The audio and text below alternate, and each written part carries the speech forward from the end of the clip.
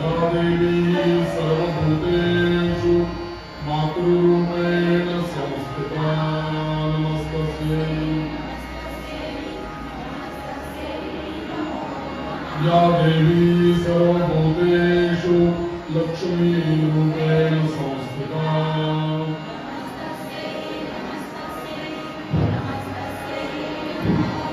या देवी सर्वभूतेषु मातृरूपेण संस्थिता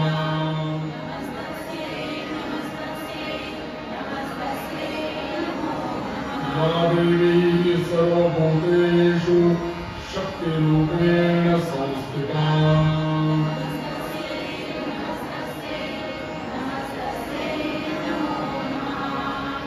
जगदम्बोदयो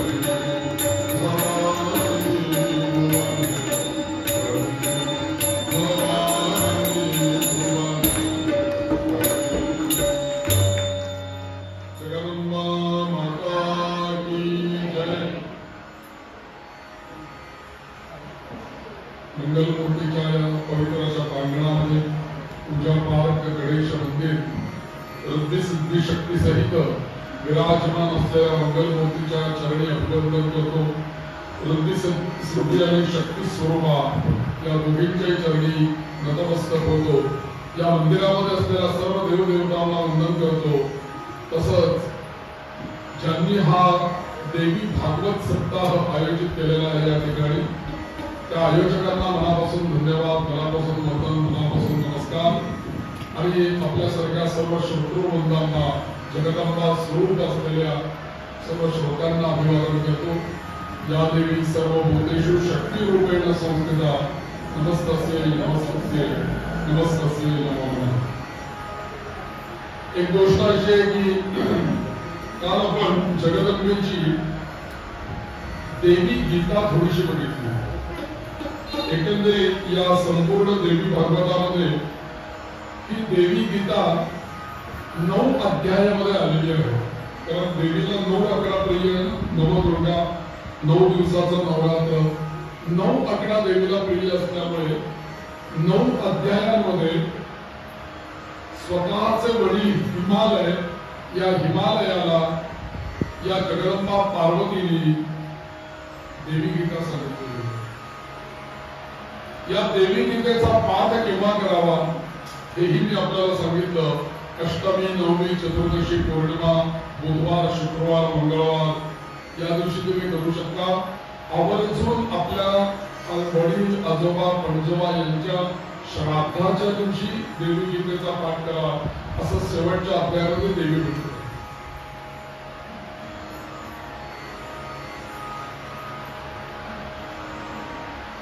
आता सध्या तरी माझ्या YouTube चॅनलवरती देवी गीता नाहीये, परंतु त्याचे काही अध्याय मी रेकॉर्डिंग केलेले आहे. पण थोड्याच दिवसामध्ये कामाच्या याच्यामुळे गडबडीमध्ये मला ते एडिट करायला जमलेलं नाहीये. पण थोड्या दिवसामध्ये सगळे 9च्या 9 अध्याय मी त्याच्यावरती युट्यूबवर ठेवणार आहे. आणि तुम्हाला तिथे स्क्रिप्ट एक दिसेल, तुम्हाला देवी गीता माझ्याबरोबर वाचता येईल, तुम्हाला त्याचा आनंद येईल.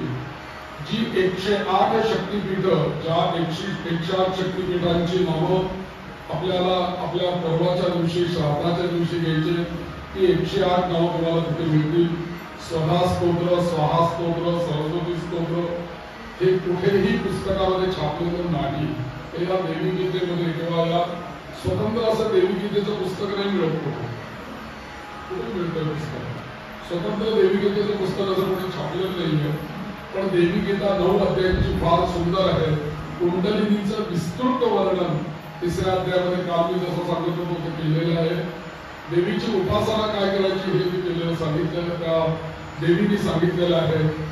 त्या सगळ्याचा लाभ आपण घेत राहावा, म्हणजे तुम्ही आपोआपच सत्संगामध्ये राहाल. काही ना काहीतरी वेगळं तुम्हाला काहीतरी ऐकायला येईल आणि सतत आपण जोडलेलं राहून त्यानिमित्ताने. आता पुन्हा मला म्हणतात की माघ महिन्यामध्ये गणेश जयंतीच्या आधी गणेश पुराण होऊ द्यायचं सांगितलं. असा प्रस्ताव आलाय माझ्यासमोर. त्यांना म्हटलं मी आता मला बघतो माघ महिना कसा आहे, काय माझा तारखा काय कुठल्या. 10-12-15 दिवस कमीत कमी 15 दिवसाची कथा करायला लागेल. कारण गणेश पुराण मोठ्या 2 खंडामध्ये आहे आणि त्याला ते संगीतमय करायचं म्हणजे अजून वेळ जातो. तर तुमची 4 तास भेटण्याची तयारी असेल तर माझी आहे. तर असा प्रस्ताव तर आहे, बघूया काय होतं. मंगलमूर्तीचा असतो आणलेला माझ्यासमोर. तर एक गोष्ट अशी आहे की हे सुद्धा आत्ताचे आपण सगळं प्रवचन केले 9 दिवस 10 दिवस आपण केलं. या मोबाईलवर रोज ते रेकॉर्डिंग करतो. कारण खूप मंडळी अशी आहेत पुण्यातली, पुण्याच्या बाहेरची, मुंबईची, तिकडची काही ते येऊ शकत नाही ऐकायला. पण त्यांनाही देवी पर्वत जरी पूर्वी ऐकलं असतं तरी नवीन काय सांगतात, नवीन कुठली गाणी म्हणतात, नवीन कुठलं संगीतन आहे ऐकण्याची इच्छा आहे. म्हणून मी रेकॉर्डिंग करतोय. हेही सगळं प्रवचन मी आता येत्या मैदानी गाण्यात सगळं एडिट करेन. भाग 1, भाग 2, भाग 3, भाग 3, भाग 4 असं करता करता सगळं देवी भागवत मी अपलोड करणार आहे युट्यूबला. त्यामुळे तुम्हाला, तुमच्या नातेवाईकांना, परिवाराला, कोणालाही तुम्हाला शेअर करता येईल. युट्यूबवर असल्यानंतर काही प्रश्न नाही. आणि पुन्हा पुन्हा तो विषय ऐकता येईल, पुन्हा पुन्हा ती संकीर्तन ऐकता येईल. डोळे उठून बसा, हेडफोन लावा, संकीर्तन ऐका, आनंद घ्या आणि म्हणा त्याच्याबरोबर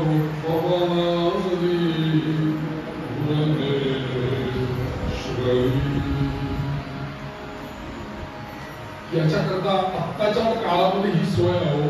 पूर्वीच्या प्रवचनकार, कीर्तनकार कितीतरी चांगले चांगले विद्वान गायक सगळे होऊन गेले, ही सोय त्यांच्यामुळे नव्हती. त्यांना आपल्याला किती चांगलं उपलब्ध झालं असतं की नाही, घरात बसल्या बसता जिथे आहोत ते ऐकू शकतो. आपलं एक परम भाग्य आहे की आपल्याला या सगळ्या गोष्टी उपलब्ध होतात. त्यामुळे त्याचा आपण टेक्नॉलॉजीचा फायदा हा घेतलाच पाहिजे, तरच आपण काळाबरोबर राहणार. अन्यथा आपण काळाच्या मागे जाऊ.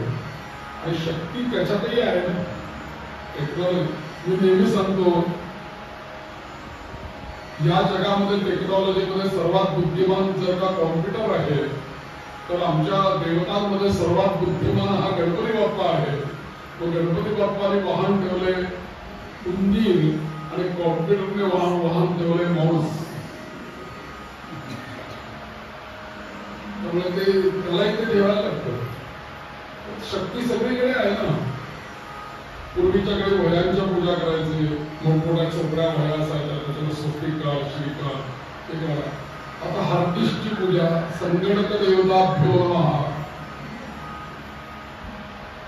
आपण जरा थोडस आपली विजन वाढवली पाहिजे. जो देव पूर्वी वहीमध्ये होता तो कॉम्प्युटरमध्ये का नाहीये? ज्या देवता उखळ मुसळ त्याच्यानंतर जात याच्यामध्ये होत्या त्या देवता आजच्या मिक्सरमध्ये का नाहीये? आहेत ना त्या. तुम्ही तिथे भाव केला तर तिथेही देवता आहे. कुठे देवता नाहीये? तुम्ही जिथे म्हणाल तिथे आहे. असा आपण एक दृष्टिकोन जर का ठेवला तर आपण वापरत असलेल्या प्रत्येक गोष्टीची पूजा करायला आपल्याला लहानपणापासून शिकवतो. अगदी लहानपणी पाटी काळी आता असते की नाही मला माहित नाही. आमच्यावर लहानपणी होत्या त्या काळ्या पाट्या एवढे शिक्षण द्यायचे, ते आर्टिकलचे आपली व्हायचे भानगड, ते खाल्ली पेन्सिल म्हणून मारही खायचा त्या भानगडी. आता ते खाण्यासाठी ते पेन्सिल आहे की म्हणून चांगली असायची कॅल्शियमची. पण ती पाटी सुद्धा रोज धुवायची, त्याला पूजा करायची, त्याला नमस्कार करायचा, त्याच्यावर आधी शिडी लिहायचं, किती आपल्या संस्कृती होती की छान झाल्या कॉम्प्युटरवर मोबाईलवर SHRI किती शिरी उघडते तर त्या पाठीमध्ये सुद्धा सरस्वती आहे, त्या पेन्सिलीमध्ये सरस्वती आहे. आम्ही आमच्या घरामध्ये जी काही तिजोरी ठेवली तिथे लक्ष्मी आहे, त्या तिजोरीच्या ठिकाणी कुबेर आहे. या सगळ्यांची त्या त्या ठिकाणी इतकंच नव्हे तर शक्ती आमच्या घरामध्ये, आमच्या घरातला जो झाडू आहे ना त्या झाडूमध्ये सुद्धा लक्ष्मी आहे. भारतीय संस्कृती किती श्रेष्ठ आहे.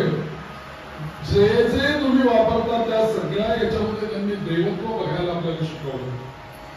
तो बैल असेल, झाड असेल, काहीही असेल, तिथे देव आहे. और जो केरसुणी जी आमच्या घरात वर्षभर केर काढते त्या केरसुणीची सुद्धा पूजा वर्षात एकदा सांगितली. ज्या उखळाने मुसळाने आम्ही रोज धान्य काढतो, धान्य दळतो, त्याची पूजा वर्षात एकदा करायला सांगितलेली आहे. नवे नवे तर देवक बसवताना आपल्या घरामध्ये कार्याच्या निमित्ताने त्याला पिवळं कापड आणि सुपारी बांधून करतो त्याला आणि त्याचं पूजन केलं जातं. प्रत्येक गोष्टीला त्या त्या वेळेला मान दिलेला आहे. आपल्या घरातले देव जीर्ण शीर्ण झाले, मूर्ती झिजतात, त्यांना पण बदलायचा एक संधी पाहिजे ना. केव्हा तरी आपल्या घरातल्या मूर्ती पुन्हा नवीन झाल्या पाहिजे. आणि झिजलेल्या, वाकड्या तिकड्या झालेल्या, फाटलेल्या, तुटलेल्या असल्या मूर्तीची पूजा करून काय उपयोग हो. ज्या देवाची आम्ही पूजा करतो त्या देवाची मूर्ती सरळ तंदुरुस्त असायला नको का.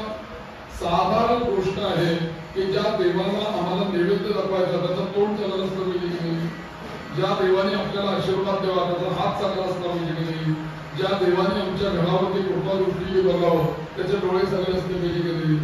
मग हे जर का अवयव त्या मूर्तींचे झिजलेले असतील तर ती कशी पूजा करायला काय मतलब नाही. माझ्या वडिलांची, माझ्या आजोबांची, माझ्या काकाची उपयोग काय त्याचा.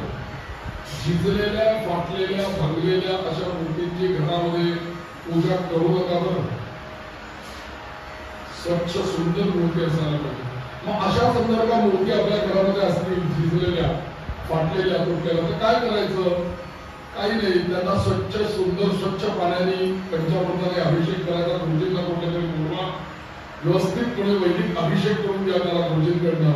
दही भाताचा नैवेद्य दाखवा आणि वाहत्या पाण्यामध्ये तुम्ही ते सोडून द्या. किंवा सोन्याची चांदीची मूर्ती जर का असेल तर ती सोनाराला नेऊन द्या आणि त्याच्यामध्ये भर घालून चांगली तर दुसरी मूर्ती बनवून द्या. दोन पर्याय. आणि तिसरी गोष्ट म्हणजे ज्या देवतांचं आपल्या घरात असलेल्याच एवढ्या मूर्ती मांडलेल्या असतात आणि रोज पूजा करण्यामध्ये विचार करणारे पण ही मूर्ती कोणाची आहे, खंडोबाची, ही कोणाची आहे, तुळजाभवानीची, पण ही कोणाची आहे तोच निर्गुण बघायला लागतो. नाही होई मला माहित नाही कुठली येते, पण तू पूजा काय करतो. ज्या मूर्तीची आपल्याला कोणती ओळख नाही, ज्या मूर्तीचं आपल्याला नाव माहित नाही त्याची पूजा करण्यात काय मतलब. आणि वीरावृत्ती होते बघा आपल्या देवघरामध्ये. 2-3 गणपती, 2-4 महाकृष्ण, 2-4 अंतपूर्णा असे वीरावृत्ती आपल्या देवघरामध्ये ठेवूच नका. एका वृत्ती ठीक आहे, एक एक मूर्ती ठेवा. पूर्वी एक नियम होता. मला या विषयामध्ये प्रश्न विचारायला कोणी येऊ नका कारण मला वेळ कमी येतो. आपल्याला हा प्रवचन पुढे जायचं पण जाता जाता तुम्हाला सांगतो की आपल्या घरातले देव, कुलधर्म आणि कुलधर्म कुलाचार हे टिकावेत म्हणून मी हे सांगतो. कारण हा देवी भागवताचा विषय आहे. तर असं करायचं की आपल्या घरातलं जे देवघर आहे त्या देवघरातल्या मूर्ती ज्या आहेत त्या या सीमित स्वरूपात असल्या पाहिजे. भारंभार जर का देव तिथे वाढवून ठेवले आणि वाटेल ते आपल्याला जे काही फ्री मध्ये मिळालेलं असतं, सगळं भेट मिळालेलं असतं, उचल की देवघरात मिळून ठेव. फोटो मिळू दे, पुस्तक मिळू दे, धार्मिक म्हटलं की ते देवघर. मग त्या देवघराच्या वरती, खाली, कोपऱ्यात, समईच्या मागे सगळीकडे घाण आणि कचरा आणि त्याच्यात आपले देवघर ठेवलेलं असतं.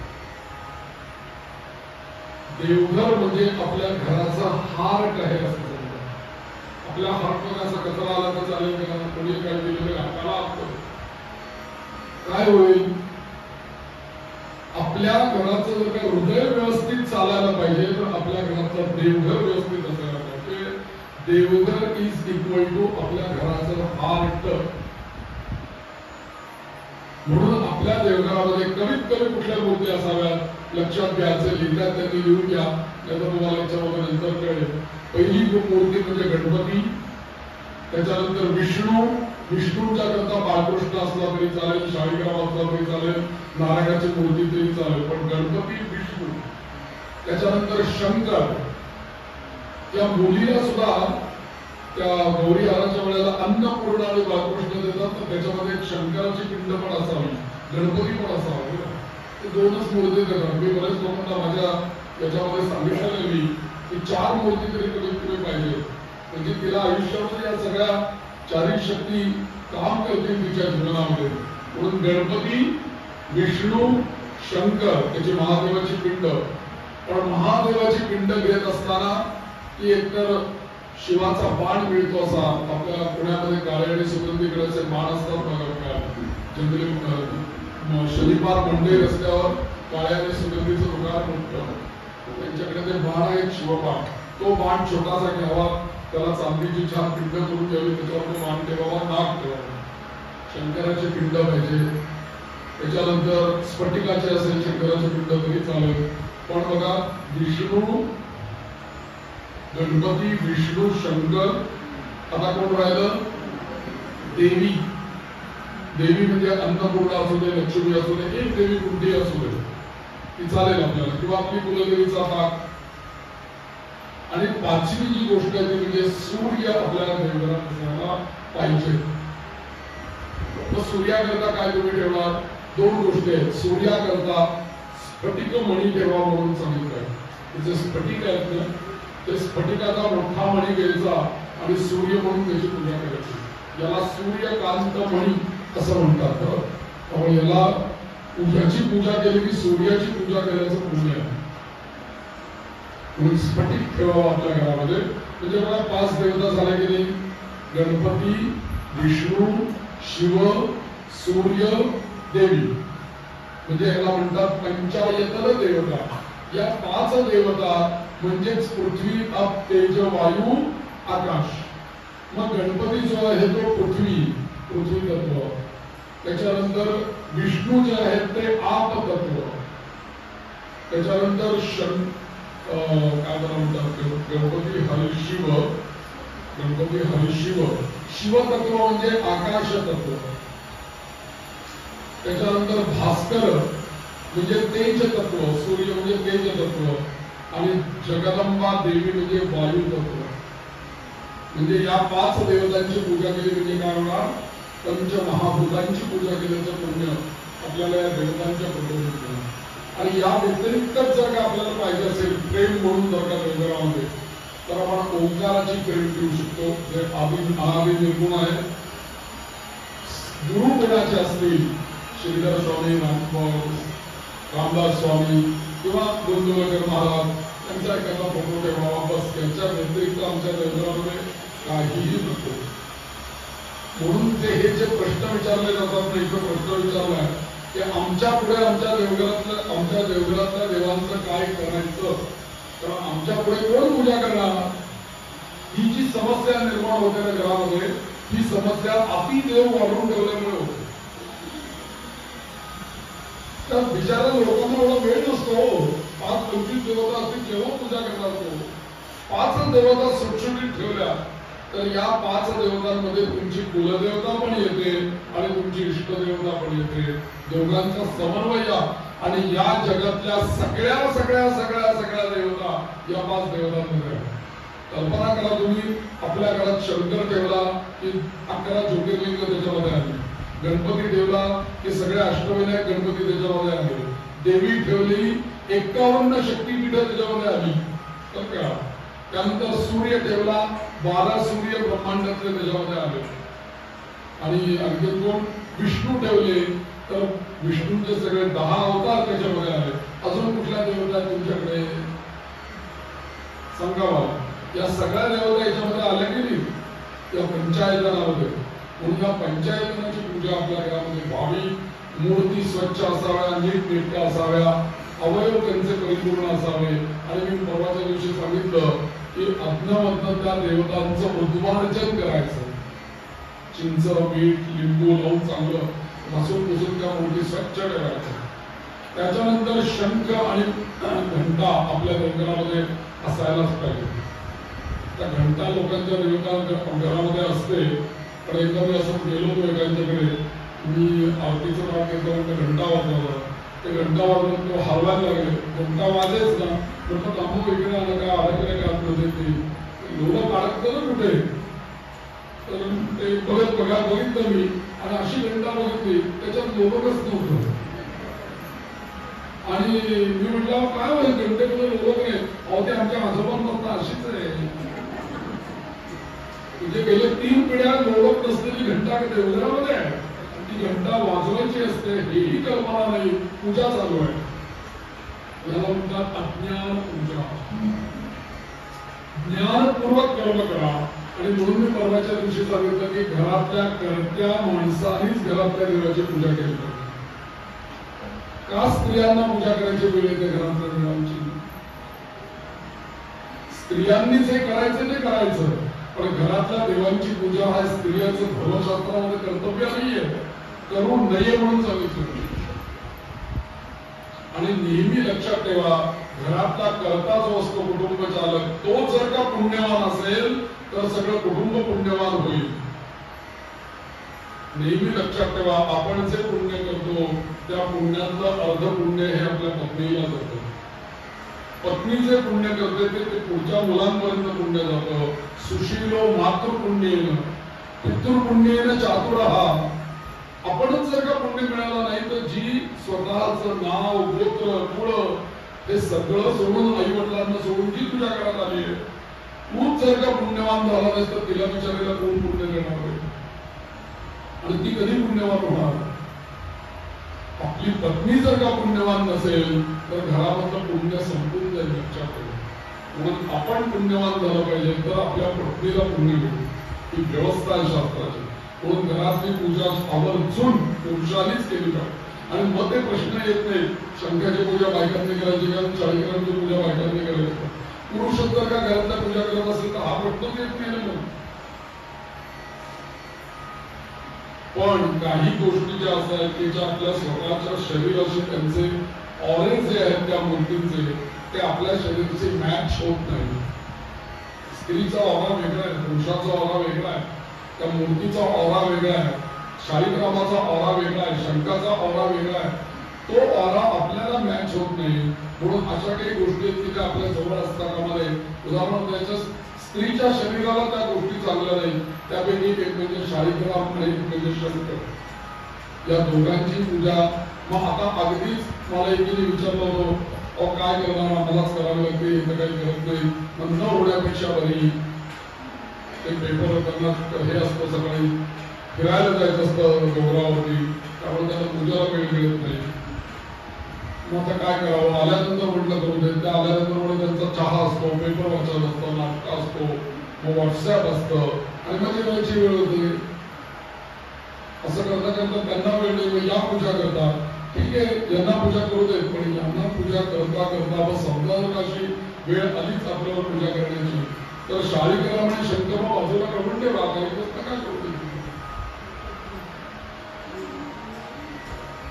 आणि म्हणून कुळधर्म कुलाचार आणि आपल्या देवघरातली पूजा ही जर आपल्याला व्यवस्थित करायची असेल तर सीमित देवघर ठेवा. देवघर ठेवा. याच्यामध्ये एक माझा छान व्हिडिओ आहे माझ्या युट्यूबवर. ज्या मूर्ती आपल्याला विसर्जन करायच्या त्या एकदम पाण्यामध्ये न्यायच्या नाही तर त्या आधी काढायच्या, एखाद्या फट्यात बांधायच्या आणि पूर्वीच्याकडे म्हणायचं वळचडीला बांधून ठेवणे. वरती बांधून छोटे आता याच्याकडे वळचड हा प्रकार आपल्या घरात नाही.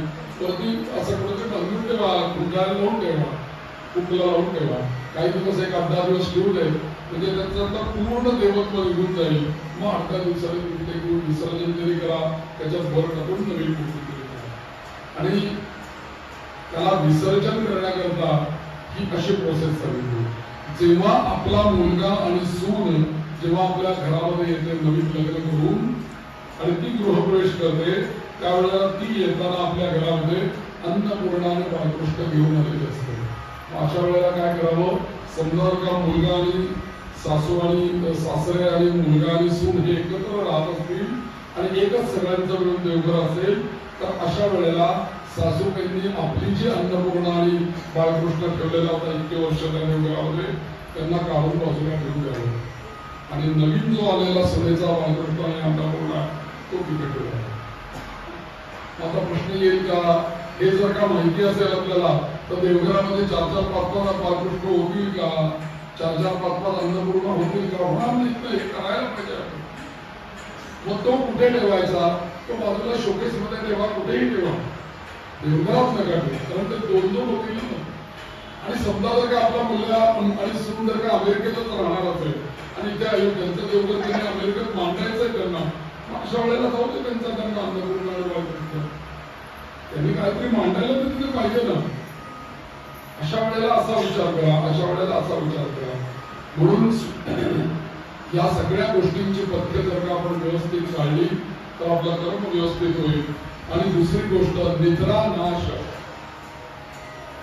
बऱ्याच वेळेला असं होतं की झोप येत नाही, असे अनेक लोकांची समस्या आहे. बरेच वेळेला मला म्हणजे सगळ्यांनाच असं होतं की आपण एखाद्या कार्यामध्ये असतो. मला सुद्धा इथून घरी गेल्यानंतर 3-4 तास इथून त्या स्वरामध्ये हे सारखं चालू असतं आणि गाणं बोलणं, त्याच्यामुळे 1.5-2 तास 3 तास असं बाहेरून शरीर शांत झालं, आतून शांत व्हायला 1-2 तास लागतात असं होतं. आणि झोप लागायला विलंब होतो. इथे एक मंत्र दिलेला आहे, मंत्र सोपा आहे, लिहून घेतला नाही तरी जर फक्त लक्षात ठेवा. आपण म्हणतो ना, या देवी सर्व भूतेषु, इथे फक्त एक म्हणा, निद्रा रूपेण संस्थिता, आणि पुढे म्हणा, नमस्तस्यै नमस्तस्यै नमस्तस्यै नमो नमः.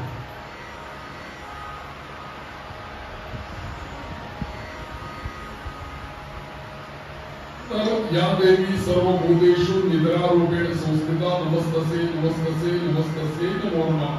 या मंत्राचा जर का जप करत राहिलो आपण तर निद्रा देवी प्रसन्न होईल आणि ते आपल्याला निरोप करेल.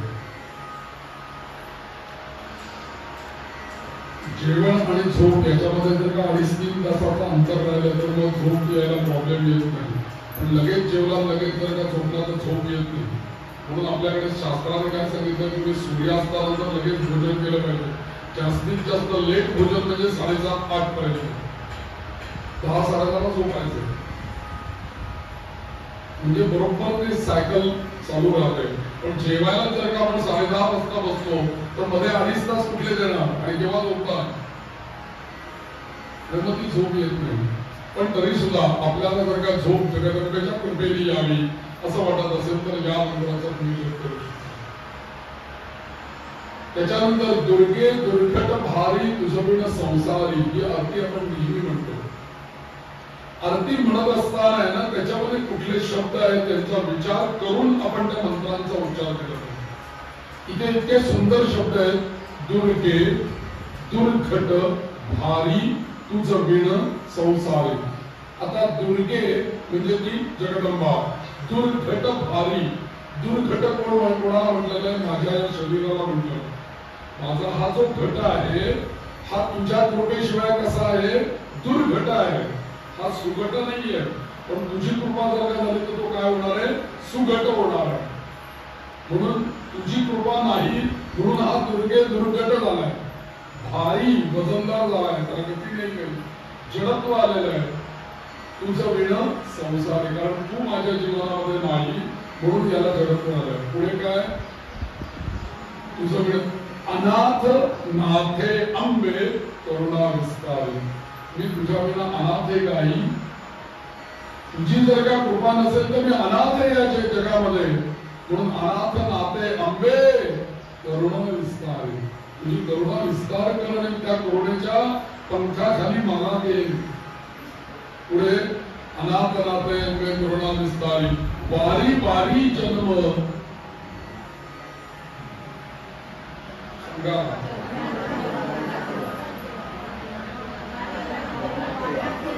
वारी वारी जन्म मरणाते वारी.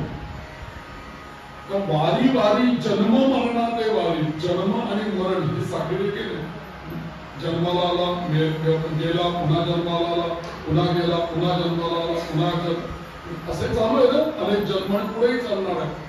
पण तुझी जर का कृपा माझ्यावरती झाली तर होईल काय, वारी ही जन्म मरण नको आता, याच्या चक्रामध्ये मी दुर्फोडून आलेलो आहे, वारी वारी माझी ही चक्रातून मुक्तता कर आणि मला मुक्ती दे, वारी वारी जन्म मरणाते वारी, आणि या सगळ्या जन्म आणि मरणाला कंटाळलो काही, हारी पडलो आता, आणि माझ्या समोर हेच मोठं संकट आहे की जन्म घ्यायचा आहे मृत्यू पावायचा, जन्म घ्यायचा आहे मृत्यू पावायचा, हेच मोठं संकट आहे, हारी पडलो आता, हे संकट निवारण. आता पुढच्या कडव्यामध्ये सगळा गोंधळ आणि गडबड लोक फार करतात. त्रिभुवन भुवनी पाहता तुझ ऐसी नाही, असे शब्द आहेत ना, नीट लक्षात ठेवा. परत अगदी घरी जाऊन नीट बघा काय शब्द आहे. त्रिभुवन भुवनी पाहता तुझ ऐसी नाही, त्रिभुवन भुवनी पाहता तुझ ऐसी नाही, चारी श्रमलो परंतु न बोलवे काही. आता या संपूर्ण त्रिभुवनामध्ये म्हणजे पाताळ, पृथ्वी आणि आकाश, या त्रिभुवनामध्ये तुझं ऐसी नाही. कोणी जगदंबेशिवाय या सगळ्या आरतीमध्ये हे म्हणतात, कोणी नाही तुझ्याशिवाय श्रेष्ठ या जगामध्ये, तुझं ऐसी नाही. चारही श्रमले, या जगदंबे तुझी स्तुती करता करता करता चार वेद, ते चारही वेद स्तुती करता करता करता धरून गेले काही, चारी श्रमले परंतु न बोलले काही. आणि पुढे इतके दमले ते की ते स्तुती करायचं त्यांनी थांबवलं. बस बाबा, याच्या पुढे आता आम्ही स्तुती नाही करू शकत जगदंबेची, ते तर राहिले. पुढे साही विवाद करता, साही म्हणजे आपल्याकडे चार वेद आहेत, 6 शास्त्र आहेत, तर ही 6 शास्त्र जे आहेत साही विवाद करता. शास्त्र काय करतात, शास्त्र संवाद, वाद असतो ना शास्त्रांचा, तर हे वादविवाद तुझं तत्व घेऊन करायला लागले, परंतु साही विवाद करता काय झाले, ते सुद्धा पडले प्रवाही, होऊन गेले. त्यांनाही जमलं नाही तुझं स्वरूप समजलं. ते तू असं तुझं स्वरूप जे वेदाला कळलं नाही, जे शास्त्रांना कळलं नाही, ते तू भक्ता लागी, तुझा भक्त म्हणून जेव्हा मी तुझ्या समोर हात जोडून उभा राहतो, पावसी लव नाही. लव म्हणजे सेकंद भागिले 60, त्याला लव म्हणतात. लवकुश सेकंदाचा 60वा भाग. आता सेकंद म्हणजे काय, मिनिटाचा 60वा भाग आहे ना, तो मिनिटाचा 60वा भाग भागिले 60 केलं की जो येईल त्याला लव म्हणतात, त्याला भागिले 60 केलं की त्याला क्षण म्हणतात. म्हणून देवाचे ये द्वारी उभा क्षण भरे. तर इथे काय म्हणतात, लवाची उपमा दिलेली आहे. साही विवाद करता पडले प्रवाही, ते तू भक्ता लागी पावसी लव नाही. जय देवी जय देवी. आता इथे लक्षात घेण्यासारखं आहे की नेमकं लोकांना अर्थाकडे लक्ष न देता आरत्या म्हणायची सवय आहे. आणि आरतीची गंमत कशी, आपल्याला आरती येवो नाही तर न येवो, टाळ्या वाजवून आपलं सावय होत नाही त्याच्याकडे. पण दुसरी गोष्ट, काही नाही जमलं तर जयदेव जयदेव तर नक्की येते. आरतीची गंमत कशी, पण कोण एवढ्या समूहामध्ये कोण बरोबर म्हणतात, कोण चुकीचं म्हणतं, कोण बरं एवढं करून लोक ठाणाना तर वाजवत बसतात, म्हणजे आपले शब्दच कोणाला कळून. कदाचित मी ते ऐकायला म्हटलं तर देवाला तरी तुझे शब्द ऐकायला होते, त्याला सुद्धा त्याचा त्रास होतो ना तुझ्या घंटेचा. खान खान खान खान घडणार शब्द तिला ऐकू दे ना, तिचं स्तमन त्याच्याबद्दल बारीक झाल बोलवायला पाहिजे. पण आपली आरती आपण शुद्ध म्हणतोय का अशुद्ध म्हणतोय कोणालाच कळू नये म्हणून जोरात जातो, असं पण करणारे महाभाग आहेत. तर इथे काय म्हणायचंय की जेव्हा पुरुष आरती म्हणतात तेव्हा ते काय म्हणतात, पडलो प्रवाही म्हणतात, आणि स्त्रिया आरती म्हणतात ते पडले प्रवाही म्हणतात. पण वस्तुतः या आरतीमध्ये पडले पण नाही आणि पडलो पण याचा काही संबंध इथे नाहीये. पडले हा शब्द या शास्त्रांसाठी वेदांसाठी, तो तुमच्यासाठी नाहीच आहे. त्यामुळे तिथे करेक्ट शब्द काय आहे, त्रिभुवन भुवनी पाहता तुझं ऐसी नाही, चारही श्रमले परंतु न बोलवे काही, साही विवाद करिता पडले प्रवाही. इथे पडलेच म्हणायला पाहिजे, लहान मुलगा आरती करतो का मग पुरुष करतो का स्त्री करतोय याच्याशी काहीही संबंध नाही. तिथे पडले योग्य ते तू भक्ताला गे पावसे नवनावी प्रसन्न वदने प्रसन्न होसी निजदासा. अगदी प्रसन्न वदने देवी होसी निजदासा. दासांमध्ये लगेच प्रसन्न होणारी आहे. क्लेशापासून सोडवी तोडी भवपाश. अनेक क्लेश आहेत या जन्मामध्ये. कोणाला क्लेश नाही मला सांगा. सगळ्यांना काही ना काहीतरी क्लेश आहेत. या क्लेशांपासून जगदंबे तू आम्हाला सोडव. क्लेशापासून सोडवी आणि तोडी भवपाशा. हा भवसागरात जे मी अडकले होते ना त्याचं बंधन तोडून मला मुक्तीकडे घेऊन चाल. अंबे तुझं वाचून आणि तुझ्याशिवाय कोण मला मुक्ती देणार. कोण माझा भवपाश तोडणार. कोण माझे भव क्लेश निवारण करणार. अंबे तुझं वाचून माझी ही आशा आहे ती कोण पूर्ण करेल. कोण पुरविल आशा. पण मी एवढंच म्हणतो नरहरी तल्लीन झाला पद पंकज लेशा. एवढा शब्द आहे हा ऐकायला येत नाही कधी. मी तरी ऐकला सगळं असा एवढा शब्द येतो. पद पंकज लेशा. नरहरी तल्लीन झाला पद पंकज क्लेशा. मी नरहरी म्हणजे नरहरी सोनाराने केलेली आरती आहे. त्यांनी तो काय ते काय म्हणतात मी तुझ्या चरणाशी लीन झालो. पण कसा तव पद पंकज लेशा. तुझ्या पाद कमलांवरती फक्त मी अभिलाषित झालेलो आहे. म्हणजे मी सतत त्याच्याकडे नतमस्तक झालेलो आहे किंवा त्याला चिकटून मी राहिलेलो आहे. बाकी मला काही माहित नाही. अशा पद्धतीने आरती म्हणायला पाहिजे. म्हणून आरत्या शुद्ध म्हणा, स्वच्छ म्हणा, सुंदर म्हणा. गणपतीच्या आरतीमध्ये नको ते शब्द त्या आरत्यांमध्ये घालून संतांना काही ते शब्द माहिती होते का. ज्यांनी संपूर्ण 220 श्लोकांचे मनाचे श्लोक लिहिले दासबोध दिला त्या समर्थ रामदास स्वामींना दर्शन मात्रे मन स्मरणे मात्रे मन हे शब्द सुचले नाहीत. त्यांना सुचले होते ना. पण मग आपण काय घालतो त्या आरतीमध्ये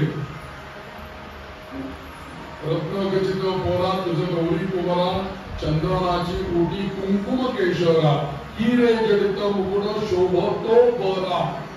तिथे कुठे थांबायला पाहिजे तिथे शोभ तोबरा म्हणतात. तोबरा म्हणजे काय माहिती तुम्हाला. शोभ तोबरा थांबायचं कुठे. शोभे तोबरा असं म्हणतात. वस्तूला थांबायला कुठे पाहिजे. शोभे तो बरा. शोभे तो बरा. बरा म्हणजे छान. बरा म्हणजे उत्तम. बरा म्हणजे कनिष्ठ नव्हे. आमच्याकडे कोकणामध्ये गेलं की कार्यक्रम कसा झाला दादा प्रवचन कसं झालं बरे झालं ना. बरं झालं म्हणजे छान झालं असं. तर अशा पद्धतीने आपण त्या अर्थाचा विचार केला पाहिजे. आणि म्हणून आपण वारंवार जप करतो, आरत्या करतो, भजन करतो. आणि लोकांची ती शंका असते बघा. अनेक वेळेला आम्ही हे सगळं करून आम्हाला फळ का नाही मिळत. आमच्या अडचणी का नाही दूर होत. आमची संकट का नाही दूर होत. आम्हाला देवीचं दर्शन का नाही होत किंवा आमच्या समस्या का नाही सुटत. याचं कारण आम्ही जे कर्म करतोय ते कर्म व्यवस्थित करत नाही. श्रीमाता श्री महाराज सुंदर म्हणतात ललिता सहस्रनाम. ज्यांना ते स्वच्छ आणि सुंदर येतं त्यांच्या चरणाशी आपण बसलं पाहिजे. ते शिकलं पाहिजे. कारण अतिशय अवघड आहे पण ललिता सहस्रनाम. पण कुठलीही गोष्ट आम्हाला संतान घेण्याची सवय मोठी आहे. कोणाकडनं तरी शिकलं पाहिजे ना. कोणाला तरी मी कालच सांगितलं गुरु करा जगदंबा म्हणतो. कुठेतरी नतमस्तक व्हा. मला सगळं येतंय हा गैरसमज असणार की संपलंच विषय. गीता शिका, विष्णू सहस्रनाम शिका. कमीत कमी प्रत्येकाने असा संकल्प करा की आपल्याला ललिता सहस्रनाम, भगवद्गीता आणि विष्णू सहस्रनाम या 3 गोष्टी तरी आल्या पाहिजे. शिवांच्या बाबतीत महिमेला आलं पाहिजे. रामांच्या बाबतीत रामरक्षा आली पाहिजे. भीमरूपी आली पाहिजे. निदान आपल्याला रोज म्हणण्यासारखी स्तोत्र. आपल्या कुलदेवतेचं स्तोत्र. कुलदेवता तुळजाभवानी असेल तर वासुदेवानंद सरस्वतींनी केलेलं तुळजाभवानीचं 7-8 श्लोकांचं स्तोत्र आहे. किती सुंदर स्तोत्र आहे ते. आपल्या कुलदेवतेकरता आपण रोज ते म्हणायला पाहिजे. असे अनेक स्तोत्र तुम्ही दक्षिण भारतामध्ये बघा. या सगळ्या विषयी मी बोललो हे अगदी किरकोळ आहेत. याच्यापेक्षा सौंदर्य लहरी, भगवद्गीता, त्याच्यानंतर ललिता सहस्रनाम, विष्णू सहस्रनाम, व्यंकटेश गीता, व्यंकटेश स्तोत्र, अनेक गोष्टी सुप्रभातांपासून रात्री झोपेपर्यंतच्या सगळ्या महिलांची स्तोत्र पाठ आहे. पुस्तक लागत नाही. लहानपणापासून त्यांच्या घरामध्ये ते चालू आहे. किती महिला सुंदर ललिता सहस्रनाम म्हणतात, सुंदर सौंदर्य लहरी म्हणतात आणि त्यांचे उच्चारही छान असतात. तर आपल्याही महाराष्ट्रामध्ये ती गोष्ट घडू शकेल, पण आपण आवर्जून ती करायला शिकलं पाहिजे. याच्याकरता तुम्हाला जर का कुठे, म्हणून मी माझ्या मागच्या या कोरोना काळामध्ये मी अनेक लोकांना विष्णू सहस्रनाम ऑनलाईन शिकवलं, गीता शिकवली, अनेक लोकांना समजा दिली. 7-8 लोकांच्या घरच्या घेतल्या होते. गीता सांगायचं काम काय होतं आपल्याला की या 2 वर्षामध्ये गीता संपूर्ण झाली. 18 अध्याय अथर्व शीर्ष शिकवलं. अशा अनेक गोष्टी आपण शिकल्या पाहिजे. कोणीतरी गुरु केलं पाहिजे. आणि गुरु होऊन कोणाला म्हणणार नाही की तुम्ही माझ्याकडे या शिकायला पाहिजे, तुम्ही म्हणायला पाहिजे. रिक्वायरमेंट म्हणजे शिक्षा शिकाय म्हणजे, आणि त्या देवतेलाच प्रार्थना करणार की मला रामाच्या म्हणण्याची इच्छा आहे, शुद्ध स्वरूपात कोण शिकवेल देवा, मला तुळजाभवानी करता ललिता सहस्रनाम म्हणायचे कोण शिकवेल मला, ती काहीतरी मार्ग उपलब्ध करून देईल त्याच्याकडे. आणि म्हणून मी ते सगळे माझे जे स्तोत्र बनवलेले ते अशा पद्धतीने बनवलेले. तुम्हाला स्क्रिप्ट पण मिळेल, हेडफोन लावा आणि त्या स्क्रिप्ट बरोबर ते स्तोत्र वाचायला लागा. ती एक प्रकारची संथाच होईल आणि ते स्तोत्र तयार होईल. त्याच्यामध्ये रामायण आहे, विनोदी आहे, नवग्रह सगळं काही. ललिता सहस्रनाम पण आहे, ललिता सहस्रनामावली पण आहे, भवानी सहस्रनाम पण आहे, सूर्य सहस्रनाम पण आहे, गणेश सहस्रनामावली पण आहे, सगळं आहे. हे कारण का आता तुम्ही या भागात राहता, मी परवा कशी राहतो, तेवढ्या लांब जाणं येणं तू याच्यातच वेळ द्यायचा, शिकायला कधी हे करणार. या पद्धतीने आज आपण शिकू शकतो, या पद्धतीने त्याचं अनुकरण करू शकतो आणि ते आपल्याला येऊ शकतं. या देवी भागवताच्या श्रवणानंतर तुम्ही काहीतरी ठरवा असं मला म्हणायचं. जेव्हा आपण परत माघ महिन्यामध्ये गणपतीची इच्छा असेल आणि आपण भेटलो तर याच्यापेक्षा उन्नत अवस्थेला शोधतो पाहिजे. काहीतरी बदल झाला आमच्या जीवनामध्ये. भगवतीचं देवी महात्मा येतो, काही नाही बाबा आम्ही या मंत्राचा जप करायला लागलो, या नवरात्र आमचं असं केलं. मी परवाच्या दिवशी तुम्हाला सांगितलं, या वर्षीचं तुमचं प्रत्येकाचं घरातलं नवरात्र हे वेगळ्या उंचीवर जायला पाहिजे, कारण तुम्ही देवी भागवत श्रवण केलं या वर्षामध्ये. तर अशा पद्धतीने तुम्ही सगळ्या गोष्टी विचार करा, एक संकीर्तन करू आणि पुढे जाऊया. या सगळ्या प्रश्नांची उत्तरं देता देता मला वाटतं तासभर संपून जाईल.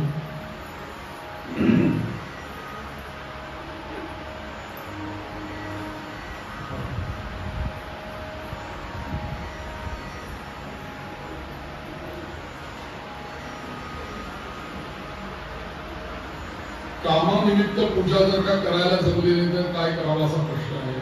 त्याच्यावर उत्तर असं आहे की समजा जर का 1 दिवस 2 दिवस पूजा नाही झाली तरी बिघडत काही नाही. आपण जेवढ्याला येऊन पूजा करायची. पूर्वीचे आमचे आजोबा पणजोबांचे मला आठवते म्हातारे लोक एक टेकडी टप्पा असायचा, त्याच्यामध्ये सगळे देव घेऊन प्रवासाला जायचो, जिथे असाल तिथे देव पूजा करायची. म्हणून तर सीमित देव 4-5 देव असले तर आपल्याला घेऊन जाता येईल की टप्प्यामध्ये. पण 25 देवता असतील तर कोणाकोणाला घेऊन जाणार, पण याला गेलं की तो वागला, याची भीती वाटते. पेक्षा 5च ठेवा, घेऊन चला बरोबर त्याची पूजा करा. नाही जमलं सर्वसाधारणपणे 8-15 दिवस महिनाभर जर का पूजा झाली नाही तर पुन्हा एकदा ब्राह्मणाला बोलवा, त्याला अभिषेक करा, प्राणप्रतिष्ठा करून मग पुन्हा पूजा करा. कारण देवत्व जे आहे ना त्याची पूजा जर का झाली नाही, देवासमोर दिवा लागला नाही, उदबत्ती लागली नाही तर त्या मूर्तींमधलं देवत्व क्षीण होतं, निस्तेज होतात मूर्ती. याही कुठल्याही देवळातल्या मूर्तीची 8 दिवस जर का पूजा केलेली तर पूर्ण निस्तेज होते, त्यातलं तेजच निघून जातं. आपण पूजा करतो, दिवा लावतो, त्याच्यातही त्याचं तेज वाढतो. तर अशा वेळेला तुम्ही अर्धा दिवस परवानगी आहे, म्हणजे नाही जरी पूजा तरी काय हरकत नाही, 15 दिवस, पण एक पूर्ण महिना गेला आणि पूजा नाही झाली तर मात्र मला परत अभिषेक करून त्याचं शुद्धी करायला लागतं. दुसरी गोष्ट, संपूर्ण महिनाभरामध्ये पौर्णिमा येते आणि अमावस्या येते बरोबर. पौर्णिमेला पाण्यामध्ये मीठ टाकायचं आणि त्यांनी घरातली फरशी पुसायची आणि अमावस्याला गोमूत्र टाकायचं आणि घरातली फरशी पुसायची. नकारात्मक शक्ती कमी होतात.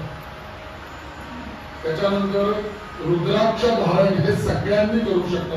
कोणी रुद्राक्ष धारण करू शकता, त्याच्याबद्दल काही प्रश्न नाही.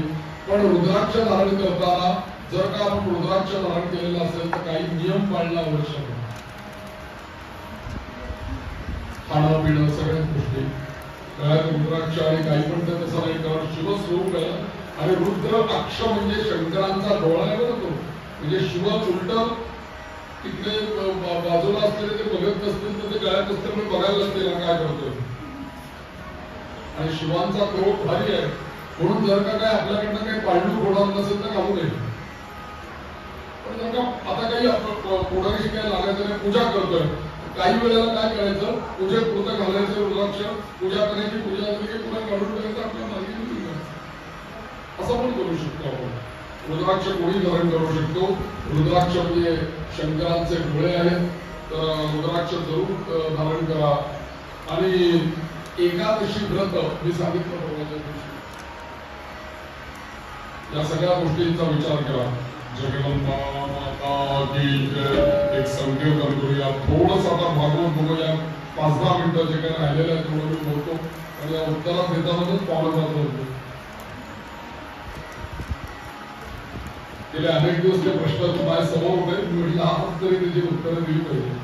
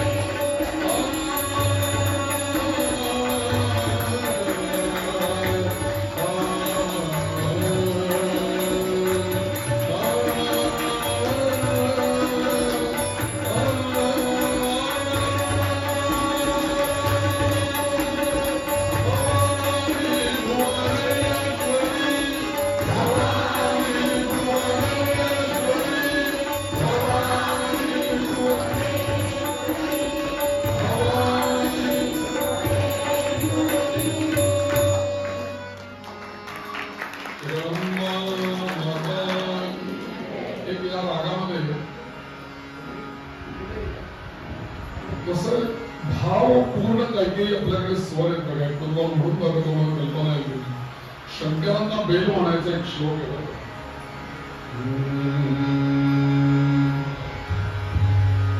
एक दिवशी असा सहज बेल पाहत बसलो होतो, तांपोरा चालू होता हा असा, आणि एकदम मला महादेवांची कृपा झाली.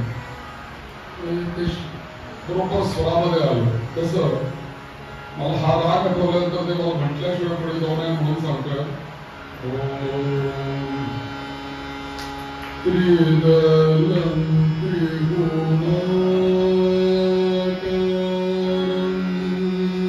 त्रिदलं त्रिगुणाकारं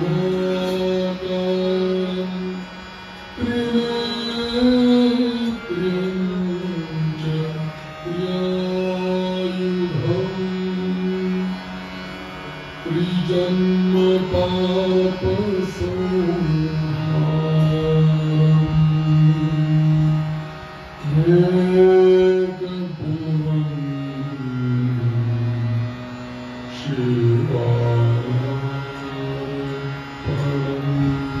शंकराचा देऊळ डोळ्यासमोर आला.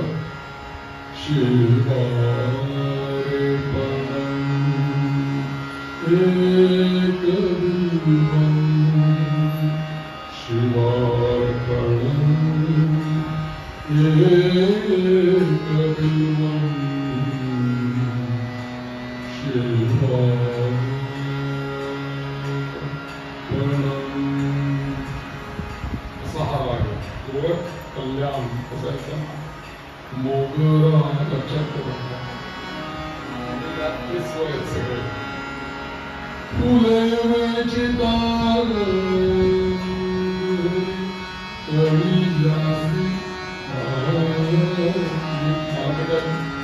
काही सगळं जमणार नाही, पण ते फुले वेचत आहे एवढा आलं.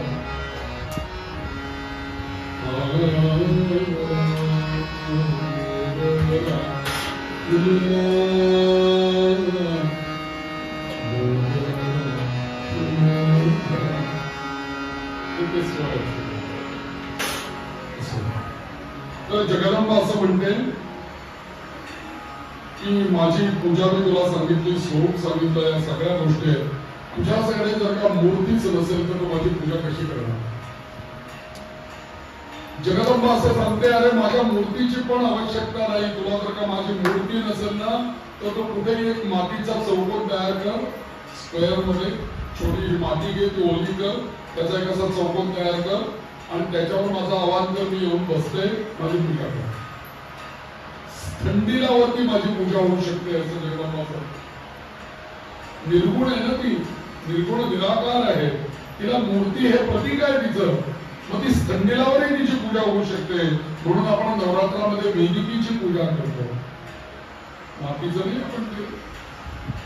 तर त्या स्तंडिलावरती आपण पूजा करू शकतो. समजा माती पण नाही बाबा तुझ्या ठिकाणी आणि मी माती आणायला, स्तंडिल करायला, शुद्ध माती आणायला मला नाही बाबा जमते, मग अशा वेळेला सूर्यबिंबाकडे बघ आणि त्या सूर्यबिंबामध्ये मी आहे अशी माझी कल्पना कर आणि मनाने मला सगळे उपचार अर्पण कर. मी मनापासून तुझ्यावर प्रसन्न करेन. दुसरं काय सांगितलं? सूर्यबिंब. पहिलं काय सांगितलं? स्तंडिल, म्हणजे त्याला स्तंडिल म्हणतात, माती. तिसरं सांगते आहे, समजा तुला सूर्योदयाला नाही, सूर्याकडे नाही बघणं झालं लवकर उठला तर बघणं होईल, उशिरा उठला तर मलाही बघणं होणार ना सूर्याकडे, ते माझी पूजा होणार नाही. पण ठीक आहे, काही हरकत नाही. सूर्यास्त झाल्यानंतर चंद्रोदय होईल आणि त्या चंद्रबिंबामध्ये माझं ध्यान कर. ललितांबिकेचं सहस्त्रनाम म्हणताना रात्री 12 वाजता चंद्रबिंबाचं ध्यान करून म्हणायचं असं सांगितलं. पौर्णिमेच्या दिवशी रात्री 12 वाजता चंद्रावरती ध्यान करायचं, कारण ललिता महात्रिपुर सुंदरी चंद्रलोकामध्ये आहे. त्या चंद्र म्हणजे तिचं मुख आहे. तर त्या चंद्राकडे बघा आणि मला मानसोपचारात तुम्ही समर्पण करा, मला ते पोचते. तिसरं त्यांनी सांगितलं, समजा चंद्रबिंब पण नाही, सूर्य पण नाही, माझी पूजा न करायची, मूर्ती पण नाही, मग काय करा, एखाद्या कुठल्याही पात्रामध्ये स्वच्छ पाणी घ्या आणि त्या पाण्यामध्ये मी आहे अशी कल्पना करा आणि त्या पाण्यामध्ये माझी पूजा करा. पाण्यात खडे आणतात की नाही गौरीचे, आहेत की नाही, त्याला आधार बघा. इथे जगन्नाथ सांगते पाण्यामध्ये माझी पूजा करा. तिसरी गोष्ट, समजा जर का पाणी नाही मिळालं पण तुमच्याकडे शंकराचं बाणलिंग आहे, त्या बाणलिंगावरती माझा आवाहन करा, पूजा करा. एखादं रेशमी छान कापड आहे तुमच्याकडे, ते कापड छान मांडा, त्याच्यावरती माझं आवाहन करा, मी येते, पूजा करा. म्हणजे कापड हे सुद्धा लिहून घेणार म्हणजे लिहून घ्या बरं, कधीतरी उपयोगी पडतात संकट काळी. आता आपल्या घरातच आहे, आपल्याला पूजा करायची, पुढे पुढे देवीचं पूजन करू शकतो. आणि दुसरी गोष्ट, यातलं तुला काहीही जमलं नाही, समजा तू अगदी पेशंट आहेस, उठू शकत नाहीस, काहीच करू शकत नाही आणि माझी तुला पूजा करायची असेल तर तुझ्या हृदयामध्ये माझं ध्यान कर. मी हृदयामध्ये येते आणि सगळे उपचार तुझे स्वीकारते, कारण मी तुझ्या अंतरतरंगामध्ये शक्ती रूपाने तुझ्या शरीरामध्ये मी आहे. कायाही पंढरी आत्मा हा विठ्ठल, कायाही पंढरी आत्मा हा विठ्ठल.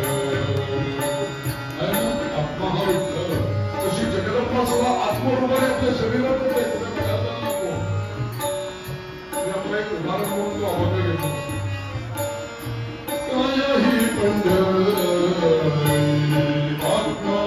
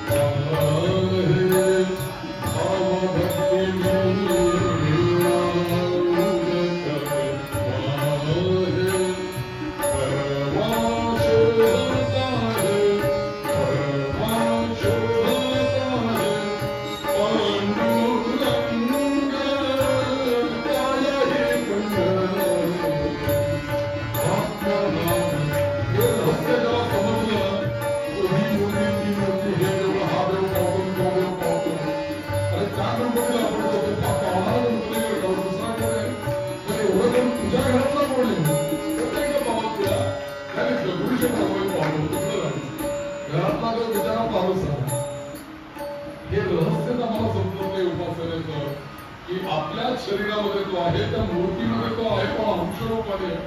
हा जर का प्रसन्न नाही तर तो नाही प्रसन्न होणार. म्हणून देवी म्हणते माझं ध्यान हृदयात आहे का तुझ्या आधी, तर ते मूर्तीत येईल. आपल्या हृदयात जर का ती असेल तर या सगळ्या ठिकाणी कुठेही तुम्ही मला बघा, मी तिथे येईल. पण इथेच जर का नसेल तर यातला कुठेही तुम्हाला भेटणार नाही. कशी भेटेल? तर यासाठी देवीने असं सांगितलं की तुम्ही काही चिंता करू नका आणि लक्षात ठेवा, द्रव्य जर का अनुकूल असेल, सगळी जर का व्यवस्थित यथासांग पूजेची तयारी असेल तर तशी काय त्याला म्हणतात, काहीतरी सुंदर अशी माझी पूजा करा. ती पण मला ओळखावती स्त्री आहे ना, तो काही नारायण किंवा शंकर किंवा पुरुष नाहीये. त्यामुळे तिची सेवा हे काय त्याला म्हणतात, तिचा शृंगार, तिचं स्नान, तिची पूजा जेवढी म्हणून तुम्ही कराल ना तेवढी ती अधिकच सुंदर नटत जाते, अधिकच सुंदर दिसत जाते.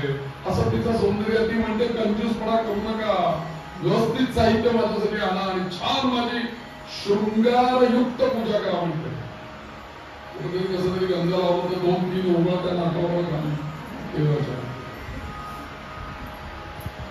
कुंकू व्हायलं तर ते कुंकू लावलं तर देवीच्या भुवायला येते, ते कुंकू इकडे लागतं. अरे तुला असं झालं का, आता तू आरसा बघतो 25 वेळेला, एकदा तरी देवीकडे बघलं, तूच तिचा आरसा आहे, तुला कळत नाही का कुंकू इकडे लागलंय म्हणून. नाही होत्या सकाळी काही झाली त्यामुळे ते कसंही लागलं. अरे सगळ्यालाच विषय म्हणून पूजा व्यवस्थित करा असं म्हणते. छान गंध व्हावा, छान कुंकू व्हा, छान हळद व्हा आणि सुंदर वस्तू माझ्या या पूजेकरता तुम्ही वापरा असं देवी सांगते. आणि माझ्या या शक्तीपीठांच्या ठिकाणी जा आणि माझं चरित्र ऐका. आणि देवी भगवत तिथे ऐका म्हणते. शक्तीपीठांमध्ये जाऊन शक्तीपीठांमध्ये जा, माझ्या नामस्मरणांचा जप करा म्हणते. आता लक्षात ठेवा, कधी कोल्हापूरला वगैरे गेला, माळ घेऊन जा बरोबर, स्वच्छ हातपाय धुवून धुवायचे. देवीच्या आपल्या प्रांगणात कुठेही बसा, कधी गर्दी असेल तर लांब नसा कुठे, पण बसून एक तरी मा कामेश्वरी भुवनेश्वरी काहीतरी करा. तुम्ही बघा त्याचा किती आनंद येईल. त्या शक्तीपीठाचा परिणाम आहे, ते करा तुम्ही. आणि दुसरी गोष्ट म्हणजे देवी असं म्हणते. आता हे मात्र तुम्हाला मी विस्तृतपणे तुम्हाला लिहायला खूप वेळ लागेल, पण मी तुम्हाला युट्यूबवर हा सगळा विषय ठेवलेला आहे. म्हणजे तो व्हिडिओ केलेला की तो येईल. लक्षात ठेवा, प्रत्येक तिथीला देवीला कोणता नैवेद्य दाखवावा याचं विस्तृत शास्त्र देवी भागवत आपल्याला सांगतो. मी पटपट सांगतो तुम्हाला. प्रतिपदेला तुपाचा नैवेद्य, त्याच्यानंतर द्वितीयेला साखरेचा नैवेद्य, तृतीयेला दुधाचा नैवेद्य, चतुर्थीला पोळ्यांचा नैवेद्य, पंचमीला केळ्याचा नैवेद्य, षष्ठीच्या दिवशी मधाचा नैवेद्य, सप्तमीला गुळाचा नैवेद्य, अष्टमीला नारळाचा नैवेद्य, नवमीला लाह्यांचा नैवेद्य, दशमीला काळ्या तिळांचा नैवेद्य, त्याच्यानंतर एकादशीला दह्याचा नैवेद्य, द्वादशीला पोळ्यांचा नैवेद्य, त्रयोदशीला चण्याचा नैवेद्य, भाजलेल्या चण्यांचा, त्याच्यानंतर चतुर्दशीला सातूचा नैवेद्य आणि पौर्णिमेला पायसाचा नैवेद्य मला अधिक प्रिय आहे. सगळ्या 15 तिथी 15 नैवेद्य. इतकं सर्व 27 नक्षत्र देवी म्हणते 27 नैवेद्य. असं कुठल्याही देवाचं नाही का, ही जगदंबा आहे म्हणून सगळ्यांना 27 नक्षत्रांचे 27 नैवेद्य दिले. कमाल. अश्विनी नक्षत्र असेल, 2-3 तुम्हाला सांगतो. अश्विनी नक्षत्र असेल तर तुपाचा नैवेद्य, भरणी नक्षत्र असेल तिळाचा नैवेद्य, कृत्तिका नक्षत्र असेल साखरेचा नैवेद्य. आमच्याकडे बघायला पाहिजे आज कुठलं नक्षत्र आहे, साखर दाखवली पाहिजे. हे सगळं लक्षात घ्या. हे जगदंबेने स्वतः सांगितलं म्हणून लक्षात घ्या आणि त्याप्रमाणे त्याचं पालन करा. 1 वर्षभर जर तुम्ही असं काही पालन केलं तर तुम्हाला त्याचा निश्चित आणि निश्चित अनुभव येईल. आता हे मोहाचं झाड असतं. मोह आता आपल्या इथे नाहीये, आमच्या इथे तळजाईच्या जंगलावरती आहे मोहाची झाड, तळजाई पर्वतीच्या मागे. तर तिथे आहे ती मोहाचं झाड जे आहे, त्या मोहाच्या झाडामध्ये देवीचा वास आहे असं ती म्हणते. पिंपळाचं झाड असतं त्याच्या विष्णूचा वास आहे, वडाच्या झाडामध्ये ब्रह्मदेवाचा वास आहे, बिलवाच्या झाडामध्ये शंकरांचा वास आहे. तसा मोहाच्या झाडामध्ये देवीचा वास आहे. म्हणून वर्षात काही वेळेला तिचं पूजन करा असं सांगितलेलं आहे त्या मोहाच्या झाडांमध्ये. तिसरी गोष्ट म्हणजे महत्वाची गोष्ट सांगते देवी की या सगळ्या विश्वामध्ये मी प्रकृती स्वरूपाने राहते. प्र आणि कृती, प्रकर्ष आणि कृती करणारी शक्ती ही प्रकृती शक्ती. आणि देवी माता म्हणते की या सगळ्या सेवा करत असताना तुला मी अजूनही काही माझ्या सेवा सांगते, त्याचाही तू विचार कर.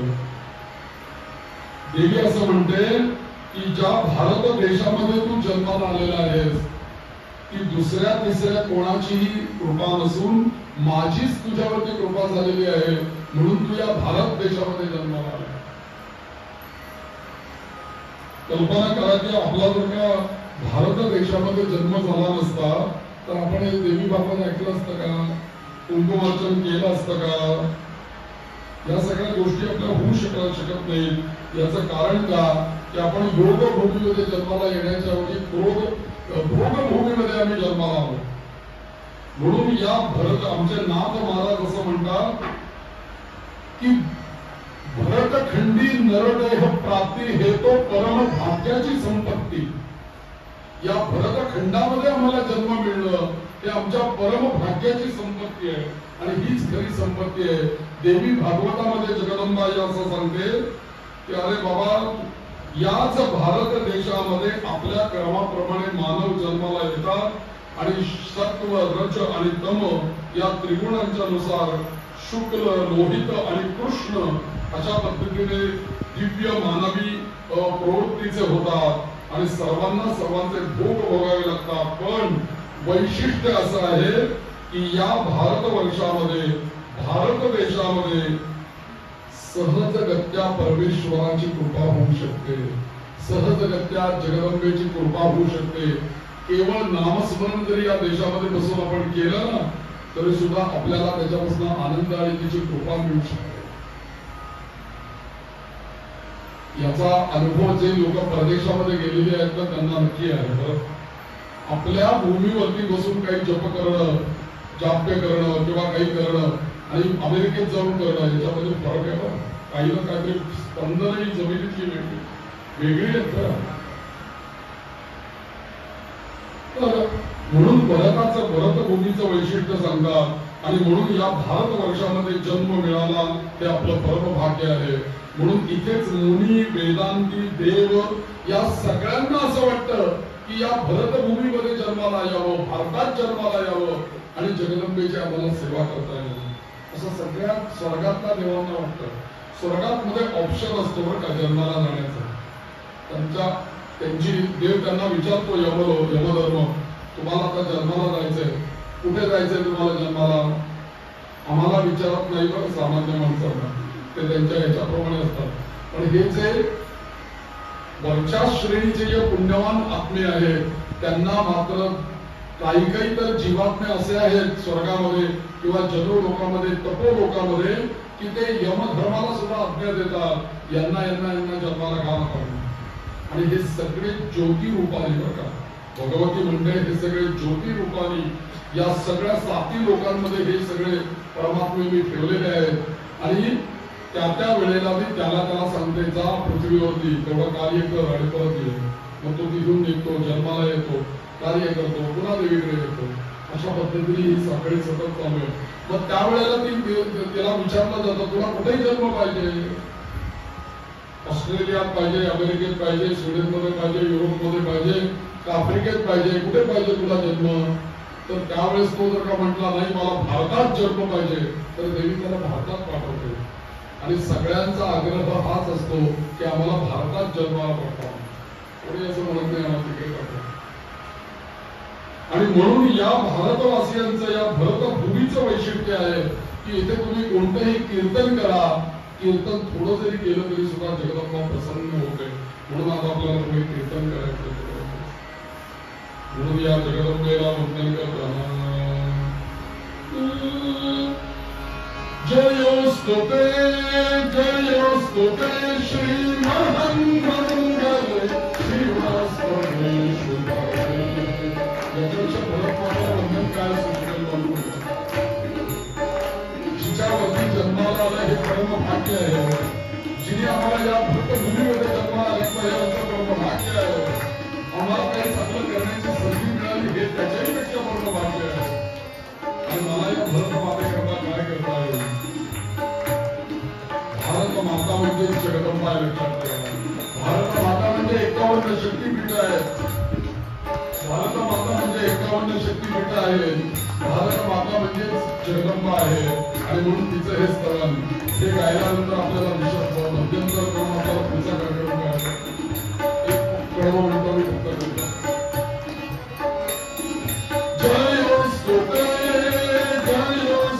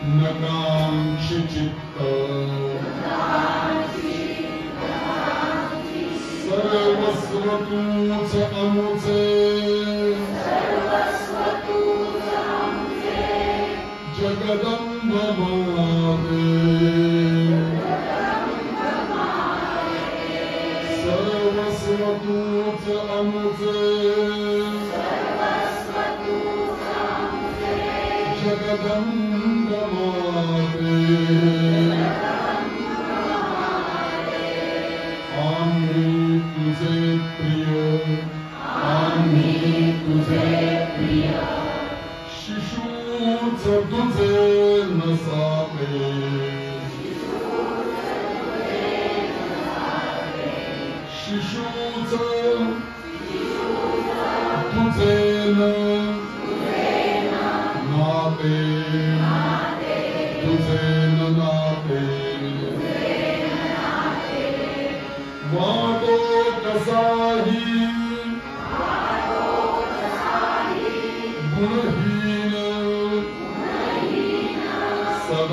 जनामि